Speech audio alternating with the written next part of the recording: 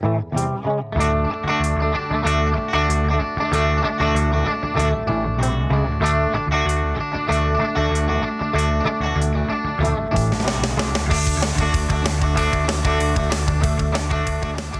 nada, en esta primera parte os queríamos hablar sobre necesidades. ¿Por qué? Porque cuando hablamos de responsabilidad afectiva, a veces parece que es un término como un poco abstracto, como un poco teórico, y que no lo conseguimos llevar bien como en la práctica. Y hoy queríamos empezar un poco desde la base, ¿no? Y hablaros de la importancia que tienen esas primeras piezas que ponemos a la hora de construir nuestro modelo relacional desde la responsabilidad afectiva. Y además es curioso porque cuando hablamos de responsabilidad afectiva parece que es algo que debiéramos de recibir desde fuera, es decir, las personas tienen que tener responsabilidad afectiva hacia nosotras, pero muchas veces deberíamos de tomar un poco conciencia de esa situación y entender que realmente la responsabilidad afectiva empieza por nosotras mismas, porque claro, si nosotras no sabemos cuáles son nuestras necesidades y nuestros límites y qué cuidados necesitamos, difícilmente vamos a saber transmitirlo y comunicarlo para que esas personas sí que puedan ejercer una responsabilidad afectiva hacia nosotras. Y claro, de aquí deriva también un poco el concepto de que creemos que últimamente se ha cogido el concepto de responsabilidad afectiva como si fuera algo universal o abstracto, como si hubiera un manual de cómo ser responsable afectivamente con alguien, cuando realmente esto no es así. O sea, no existe una receta general, sino que cada persona tiene su propia forma de recibir cuidados. Entonces, claro, tenemos que ir viendo estas cositas para poder tener esta responsabilidad, y eso sucede, creo que también a nivel emocional y a nivel sexual puede pasar, es decir, como a mí me funciona esto con una persona, tiendo a creer que esto me va a funcionar con todas las personas. No sé si os ha pasado alguna vez, pero de decirle a alguien, Cari, por aquí, no, y que el otro te diga, pues si estoy yo, a mí me habían dicho que sí, pero claro, esto no tiene por qué funcionar siempre, y eso pasa en todos los niveles. Claro, de ahí la importancia del autoconocimiento y de entender que estas necesidades por lo general son subjetivas, ¿no? Y que además en no monogamias hablamos mucho más de ellas, porque parece que dentro del amor romántico ya nos las dan un poco de antemano. No, tu necesidad es tener una relación con exclusividad, tu necesidad es que quieras tener sexo con tu pareja sí o sí, tu necesidad es que quieras casarte, es que quieras tener hijos, nos las dan. Dentro de las no monogamias, como rechazamos un poco este modelo, necesitamos mucho más este planteamiento. Entonces, al considerar estas necesidades como los requisitos mínimos para relacionarnos, como los pilares de la casa, vamos a dividirlas un poco en tipos, porque seguro que os suena a todas la pirámide de Maslow, que si bien es cierto que está un poco desfasada ya, nos propone 5 tipos de necesidades que son muy útiles y que nos van a ayudar a saber también cómo podemos organizarnos, ¿vale? Estas necesidades, la pirámide de Maslow, una pirámide, ¿vale? La base, ¿vale? En la base nos encontramos con las fisiológicas, es decir, la necesidad que tenemos de comer, de alimentarnos, en el caso de las relaciones muchas veces está relacionada con el deseo sexual, esta necesidad más fisiológica, etcétera, etcétera.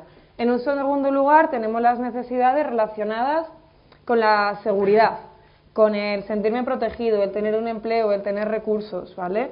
Luego en tercer lugar tenemos las que están relacionadas con el ámbito social, con sentirnos eso, pues dentro de una red afectiva, sentirnos apoyadas.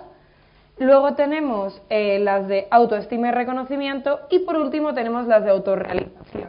¿Qué pasa? Que si no atendemos las de la base, no vamos a poder llegar a las de más adelante, ¿no? Y muchas veces en las relaciones, cuando hablamos de gestión emocional, parece que se nos exige eso, como el tener esas necesidades de autorrealización súper cubiertas, cuando hay veces que tenemos que ir primero a lo básico y desde ahí ir construyendo. Claro, y también un problema que yo creo que se suele dar en el planteamiento general de las relaciones es que en vez de empezar por estos pilares que decía Paula, lo intentamos hacer un poco todo al revés. Primero vamos a los acuerdos, hacemos unos acuerdos y en base a cómo van funcionando estos acuerdos ya vamos pensando cuáles son nuestras necesidades y cuáles son nuestros límites. Y claro, si lo planteamos así y los acuerdos no están basados en estas cosas que hemos dicho antes, realmente hasta qué punto van a ser realmente útiles, ¿no? Claro. Porque no nos van a ayudar realmente con nuestras necesidades si no atienden a los límites y a estas cositas, porque debemos recordar que al final los acuerdos no son buenos o malos en base a su corrección técnica o a su justicia, por así decirlo, sino a su habilidad para poder resolver conflictos y situaciones que se vayan dando. Entonces, por eso es tan importante empezar por las bases. Ahí está, pero la cosa es, vale, muy bien, necesidades son muy importantes, ¿cómo las detectamos, no? ¿Qué hacemos? ¿Qué hago para saber cuáles son mis necesidades? Aquí hay que hablar, por supuesto, de que las necesidades nacen del autoconocimiento. Es muy difícil que nadie nos pueda decir, no, tu necesidad es esta, a lo mejor acierta y a lo mejor no, pero podemos tener necesidades que son completamente particulares y que otra persona puede decir, pues, me parece increíble que eso para ti sea necesario en una relación. Bueno, pues lo es, ¿vale? También tenemos que ser honestas con nosotras mismas y deconstruir ciertas etiquetas y ciertas ideas preconcebidas. Y también tener en cuenta que estas necesidades van a cambiar a lo largo de nuestra vida, van a evolucionar y pueden ser radicalmente distintas en una época de nuestra vida a lo que son en otra. Y luego entraremos un poco en esto en más detalle, pero tenerlo claro así como base creo que es principal. A mí, por ejemplo, a la hora de saber cuáles son mis necesidades, tanto a nivel personal como en una relación, me viene especialmente bien coger un folio en blanco y decir, vale, voy a intentar plasmarlas, porque yo cuando escribo algo es como que se me queda muy claro. Entonces, si lo que yo necesito es tener algo claro para poder transmitirlo, por ejemplo, esta herramienta a mí me funciona bien, a lo mejor a vosotras os funciona mejor otra cosa, o hablarlo con una amistad o con quien queráis, o lo que os dé la gana, pero eso, buscar una herramienta para que esto quede claro, porque si no queda claro, lo que hemos dicho, no podemos transmitirlas. Y creo que lo que ha dicho Paula es esencial, es decir, las necesidades pueden ir cambiando, es decir, son moldeables. Lo que no son las necesidades son negociables con otras personas. Aquí no hay nada a lo que podamos entrar a debate.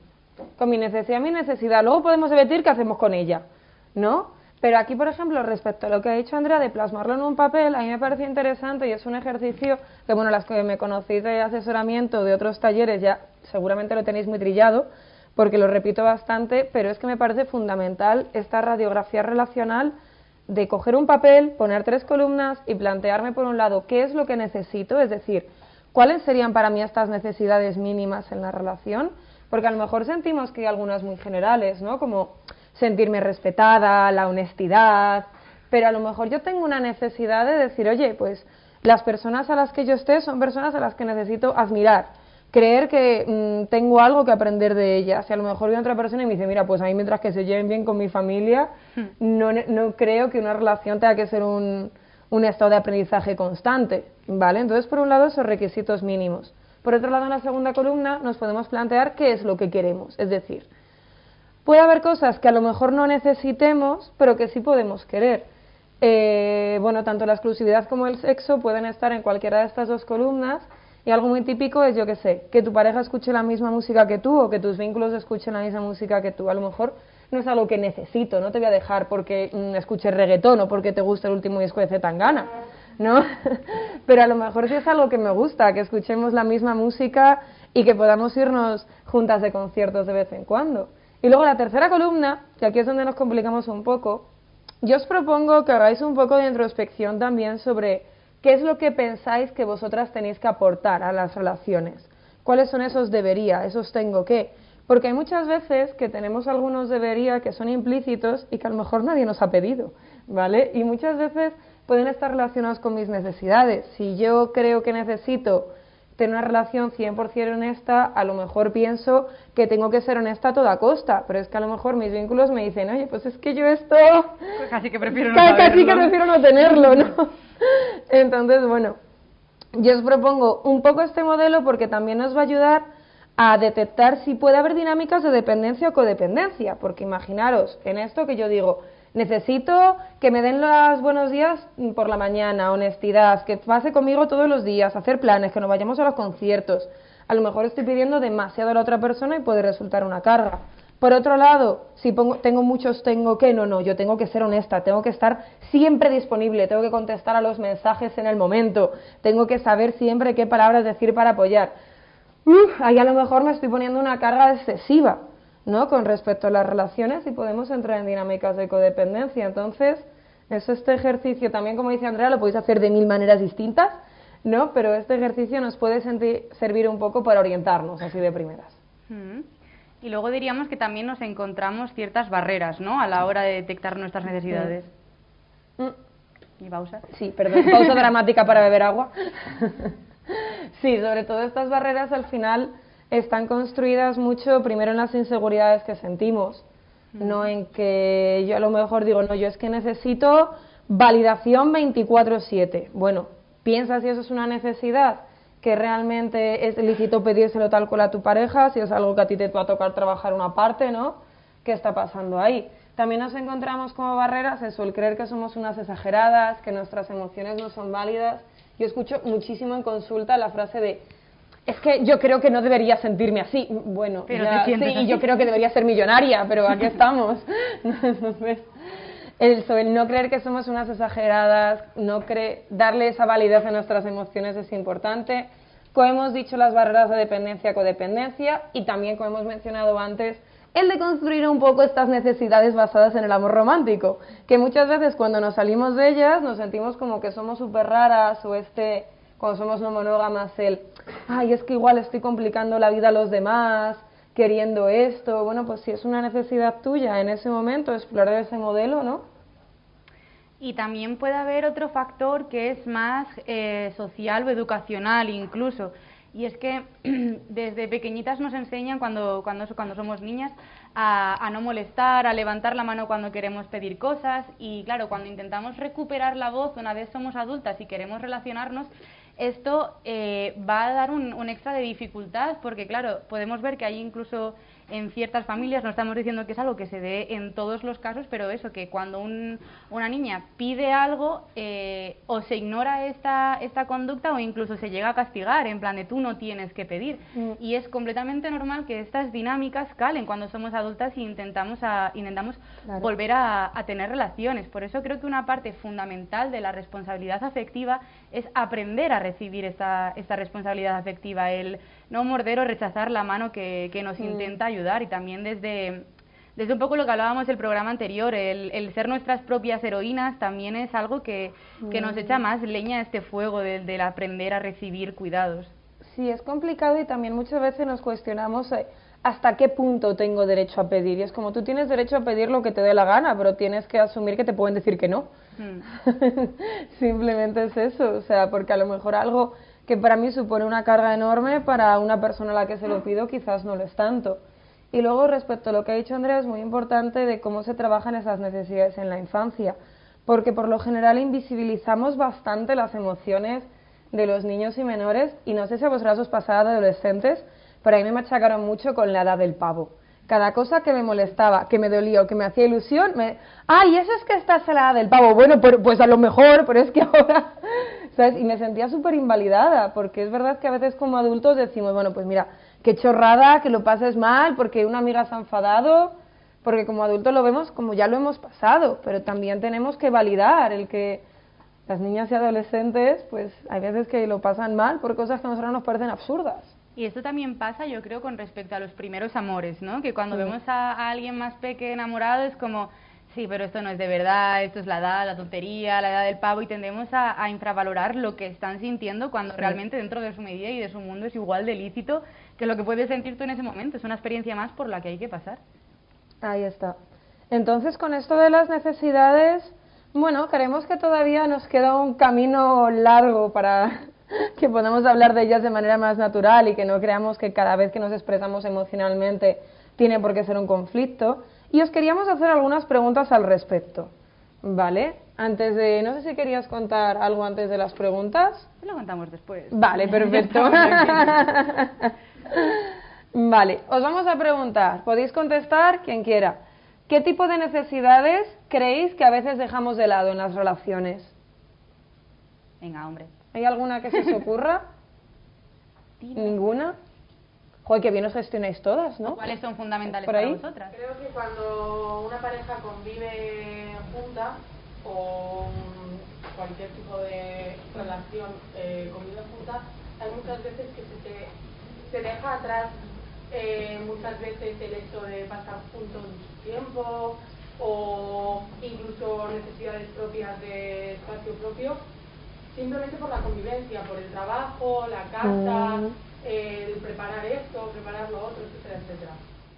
Pues sí, yo la verdad es que estoy súper de acuerdo. Creo que una de las necesidades que más dejamos de lado en las relaciones es nuestra necesidad de estar solas, nuestra privacidad. ¿No tenéis esa sensación de que hay veces o que te echas pareja y de repente es como 24/7 con esa persona, sobre todo si vivimos juntas, y dónde queda el tiempo para mí?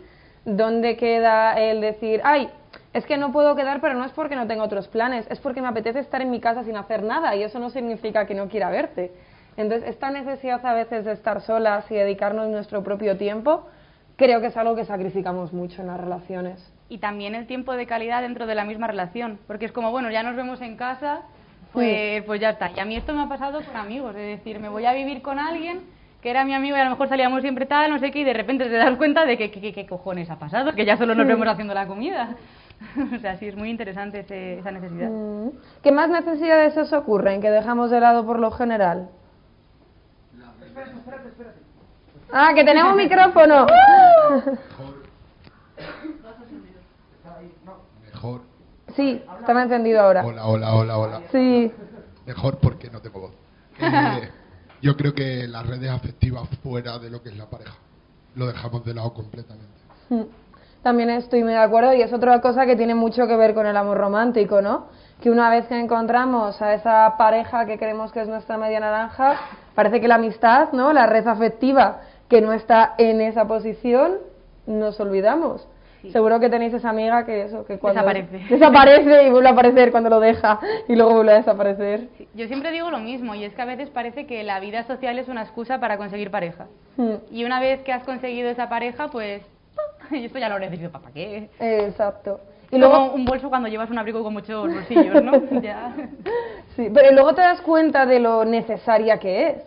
Porque luego eso, cuando realmente empiezan a surgir conflictos a lo mejor con ese vínculo, dices, ¡ay, voy a llamar a esa amiga con la que hace 6 meses que no hablo! Incluso luego nos sentimos abandonadas porque es que ya no me llaman. Claro, si es que llevas 6 meses que cada vez que te llaman dices que vas a quedar con el churri. O lo que es peor es, pues eso, el darte cuenta a lo mejor cuando ya has acabado esta relación de que te encuentras sola. Claro. Porque has perdido absolutamente todo tu vínculo y no porque se ha generado una conducta tóxica de que la otra persona te haya alejado, sino porque tú solita has hecho barrer con todo. Ahí está, que eso muchas veces no ignoramos estas necesidades porque la otra persona nos lo imponga, sino porque sin darnos cuenta, si no las tenemos detectadas, las vamos dejando de lado completamente. Y luego creo que Andrea traía una experiencia de... Bueno, yo también quería añadir que, por ejemplo, para mí, con respecto a necesidades, una de las cosas que más me costó aprender a deconstruir o a mejorar para construir relaciones sanas fue el aprender a pedir, lo que decíamos algo, a recuperar la voz. Y creo que al final esto hace que vayamos olvidando nuestras necesidades y nuestros límites y que se produzca un poco lo que es la pérdida del yo. Y esto creo que es realmente una de las principales causas de ruptura, porque se habla mucho de lo de despertarte un día y decir, no sé quién está durmiendo a mi lado, pero a vosotras no os ha pasado nunca de despertaros un día y decir, sé quién está durmiendo a mi lado, pero ¿quién cojones soy yo? Que ya no me reconozco en absoluto. Y creo que esto es fundamental. Y creo también que a veces no pedimos las cosas porque decimos, vale, si no me lo están dando, será que la otra persona realmente no me lo quiere dar, que no le apetece o que yo no me lo merezco, cuando a lo mejor a la otra persona ni se le había pasado por la cabeza pensar que necesitábamos eso. Por eso es tan importante, como decimos siempre, eso, comunicar tus necesidades. Antes de eso, que sí quería añadir una cosa respecto a eso, que tiene que ver con esa telepatía que parece que se establece con la media naranja, que es como, no, si me quieres de verdad tendrás que saber lo que quiero. Te quiero, no tengo telepatía. Son dos cosas distintas. Entonces, sí, vamos a acostumbrarnos a pedir, por favor. Y eso que pedir, puedes pedir siempre, que lo peor que te puede pasar es que te digan pues no. El no ya lo tienes, ahí está. Sí. Y nada, también respecto a necesidades, queríamos plantear un poco cómo se pueden dejar de lado estas necesidades cuando estamos en relaciones con personas que o tienen muy claras sus necesidades y límites y por lo tanto son muy territoriales o dominantes con ellas, o cuando estamos relacionándonos con personas que tienen unas necesidades extras, ya bien sea con personas que tienen dependencias o con personas que, por ejemplo, son discapacitadas. Y para esto traemos un audio que para mí es muy especial porque es un poco la experiencia que vivió mi hermana, que estuvo casada durante muchísimo tiempo con una persona que era discapacitada. También aquí hay que hacer una aclaración, ¿vale?, de que hay muchísimos tipos de personas con diversidad funcional, cada una lleva de manera distinta su situación y muchas de ellas no les piden a los demás cuidados extra, ¿vale? Es decir, esto es una situación muy específica.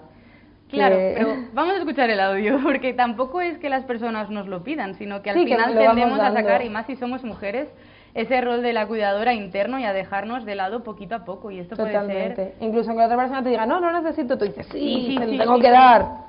Pues, entonces, ¿le damos? Le damos. Mary. No, Mary. En mi caso tuve una relación con una persona con discapacidad física cuando tenía 17 años, fue mi primera relación y estuve con esa persona 10 años. Y creo que los errores que cometí estando con esa persona hubieran sido los mismos que hubiera cometido con una persona que no hubiera tenido esa discapacidad física. Porque al final el error lo cometes contigo mismo, no te lo hace cometer el otro, ¿no? Entonces, básicamente yo en aquel momento no tenía claro qué era lo que quería, no sabía qué era lo que necesitaba, seguramente tampoco me lo había preguntado nunca a mí misma, y fue muy fácil dejarme llevar por alguien que sí lo tenía claro. Entonces, realmente el error fue mío y pude aprender también muchas cosas de la otra persona. Para mí un punto de inflexión bastante crucial que me ayudó a ver que no estaba teniendo mis necesidades era en un momento que íbamos a hacer una casa y me di cuenta que la casa cumplía absolutamente con todas las necesidades que tenía esa persona, pero no con las mías, que prácticamente no había nada plasmado en los planos de las necesidades o las ilusiones que yo podía tener para esa casa. Entonces, ese fue un punto de inflexión bastante importante, ¿no? Que como que lo pude ver en un plano y lo pude ser consciente de eso. Entonces, cuando lo dejamos, lo más complicado para mí fue saber qué era lo que quería, porque me había acostumbrado a pensar siempre en lo que quería o lo que le gustaría al otro, y entonces esa era la gran pregunta que me tenía que contestar a mí misma. Y recuerdo que empecé a escuchar mi cuerpo, empecé a hacer un montón de cosas diferentes para saber lo que me gustaba y lo que no. Y cuando estaba en algo y sentía un poco de angustia en el estómago o veía que mi cuerpo me daba alguna señal de que estaba incómodo, pues dejaba de hacer eso, y cuando no me daba ninguna señal y estaba tranquila, pues seguía haciéndolo. Esa fue un poco mi experiencia. Bueno, muchas gracias. ¿Y eso? A mí me parece increíble el audio y también la manera en la que lo explica y cómo se nota que lo ha trabajado a lo largo de los años, y creo eso, que muchas nos podemos sentir identificadas con esa experiencia, porque es algo que damos nosotras, y eso, sobre todo las mujeres nos educan para complacer, para dar, para estar ahí, para no quejarnos dentro de ese rol de cuidadoras, y por eso también nos cuesta mucho ¿no? trabajar de lo que vamos a hablar ahora, de lo que son los límites. Claro. Pero no sé si quieres añadir algo más sobre el tema de las necesidades. No, solo pues eso, lo que hemos dicho. Que nos sirven para construir relaciones, sí, que tenemos que detectarlas, que son subjetivas y nacen de nosotras, que no hay como... Y que son la base. Exacto, esto sí, esto no, y que son la base. Son la base sobre todo para crear pues los límites.